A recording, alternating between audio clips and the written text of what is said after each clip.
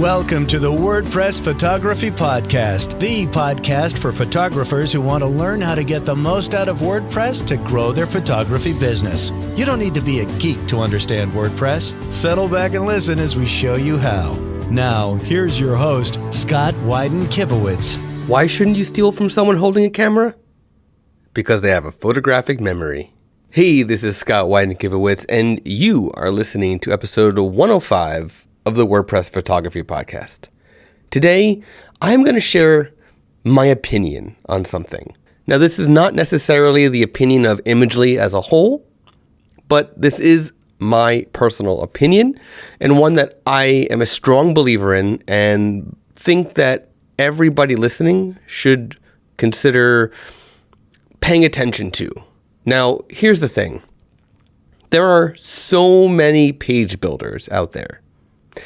And there are some popular ones, some not so popular ones.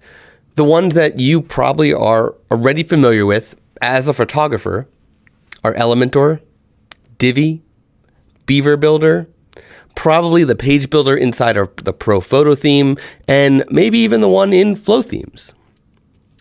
And here's the thing. I don't recommend any of them. I don't. I used to use Elementor before WordPress 5.0 came out, before WordPress had its own page builder built into the core of WordPress itself. The new block editor is a page builder. Now, it may not look like every other page builder that you're used to in either a theme or a plugin, but it is a page builder. And the plugins that add extra functionality to the block editor, adding additional blocks, enhance this page builder type feel that WordPress has in core. And the best part is that it does not deviate from WordPress, meaning that if you add cadence or code blocks, it is not actually making your WordPress experience feel like something else. It is making it feel like WordPress, but giving you even more features and more control than what WordPress itself on its own has to offer. And that is the main reason why I prefer using either core blocks or like the Cadence plugin, for example. But there's other reasons. If you are using the Divi theme, for example, not just the Divi page builder plugin, but the Divi theme.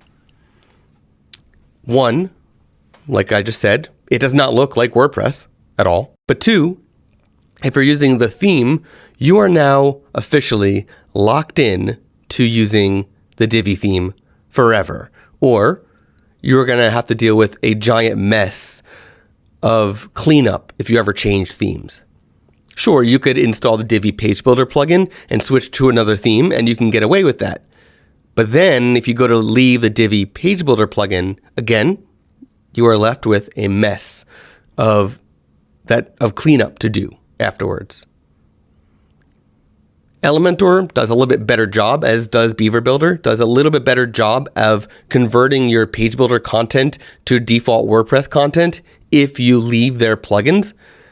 But Divi is a different thing because Divi uses something called shortcodes for every aspect of its page builder. Then there's also themes like Pro Photo and Flow Themes. While they are absolutely beautiful and they function well, they are, again, built into the themes. Flow Themes does have an additional plugin for their page builder. I think it's called Flow Box. And while it is beautiful, it is such a deviation from core WordPress that it is actually misleading you as to what WordPress is and how WordPress works and how easy WordPress can actually be if you stay using products that keep you in the WordPress ecosystem.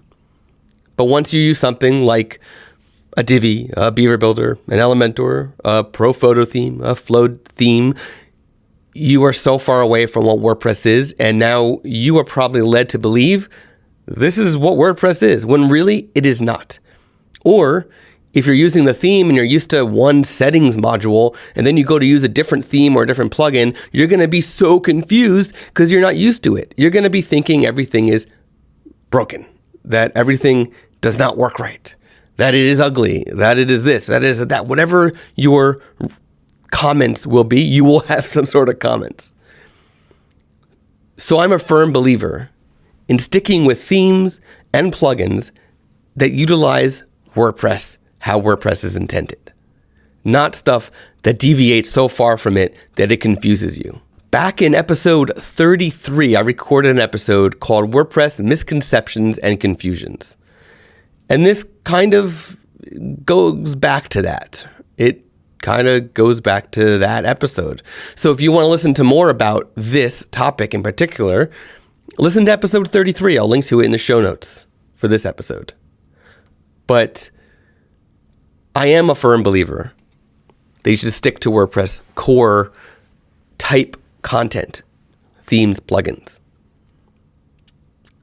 I highly recommend avoiding page builder plugins or page builder themes that will lead you to believe WordPress is something it is not. That is, that the user interface is something that it is not, or to confuse you more than you already might be confused. You stick to products that keep with the WordPress ecosystem as to how it's designed. You're less likely to be confused in the future, and your learning process will flow from one product to another. That's my small little rant for this episode 105. And I'm happy to answer any questions. I'm happy to take an argument. If you feel the complete opposite way, please comment at the show notes and let me know, because this is just my opinion and you probably have a completely different opinion, and that's perfectly fine.